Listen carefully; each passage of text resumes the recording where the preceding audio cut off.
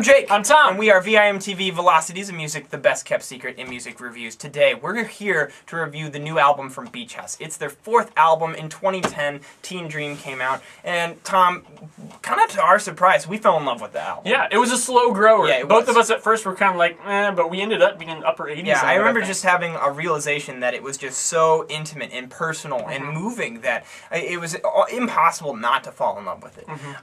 Bloom recently came out, and we've just been hearing all this press about Beach House fans upset, people liking or disliking the change in direction and change in sound. Is it so much a change in direction? I don't think so personally.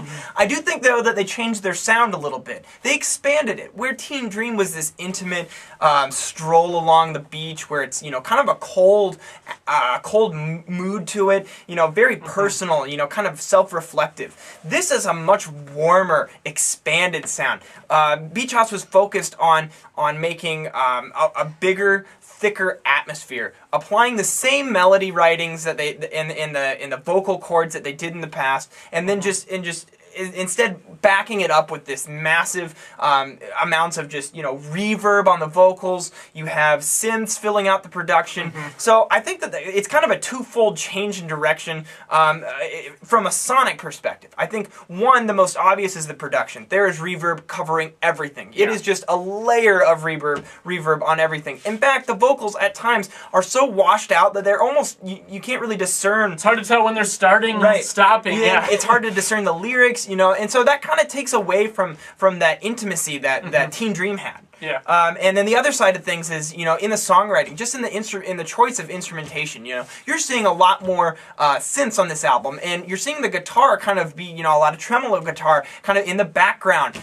You're seeing a lot of guitar accents where it's not really the foundation of the melody, and if it is, it's usually just an arpeggio. That's it. Yeah, lots of arpeggiating guitar. Right. And as you pointed out in your little write-up thing that you did, you had there's a lot of tom rolling. Even the drums changed, so everything about this album has been tweaked just a little bit to push Beach House in a new direction. Yeah, everything contributes to this overall more sweeping sound rather than the kind of cut and dry moving along with the tracks. And yeah, that's really what made it difficult for me at first.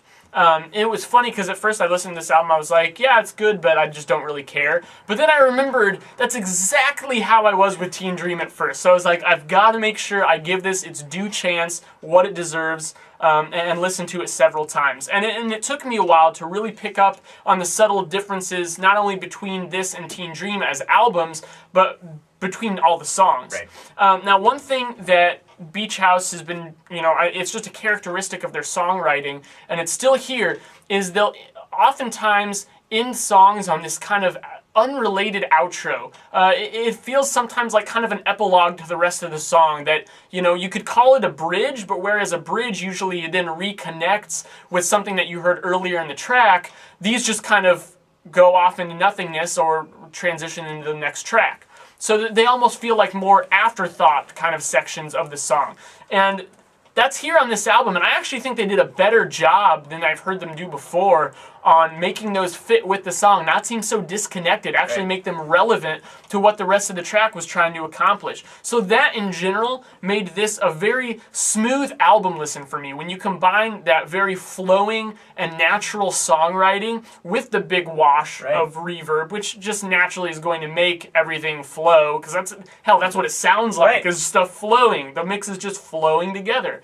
So that really made this a very easy listen for me, and I really appreciated that. Nothing was really too jarring. Anything that builds slowly and builds naturally. And I really appreciated that from them.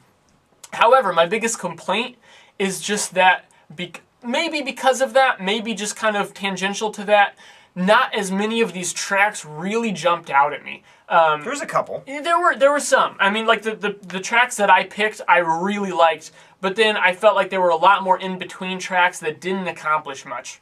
Yeah, and really, I think that the strongest part of this album is the first half. I felt like the second half, they didn't quite recover, or not really recover, but just live up to the expectations they set in the first 5 tracks. I also have a problem, and you guys who've paid attention to Velocities in Music for a while now know this about me. I cannot stand secret tracks. Why? Because it's continuing the album for a pointless purpose. You are continuing this album and then, ooh, there's a secret track. Get your record company off of your back. Seriously. No one is going to wait to hear that last track. They're going to end the album. And unfortunately, it's hard for that last 17-minute track to really be considered part of the album because the actual track Irene is a really great beach house track. I really like it. Yeah. But then to wait for the secret track at the end is just a little bit ridiculous. And so from an album structure perspective, when you couple that with just the fact that I didn't feel really that tracks 7, 8, and 9 were quite as strong. Those were definitely the weakest tracks for me as well. When tracks like Wild, Other People, The Hours, Troublemaker, those are the more important tracks to me on this album, going back and listening to this time and time again. I felt like that's where the weight was. Personally, I always like it when you have your more higher quality tracks or more impactful tracks, your catchier, more memorable stuff is at the end of the album, because then you're conditioned to lead up to that. And I think that it makes the whole album flow a lot better.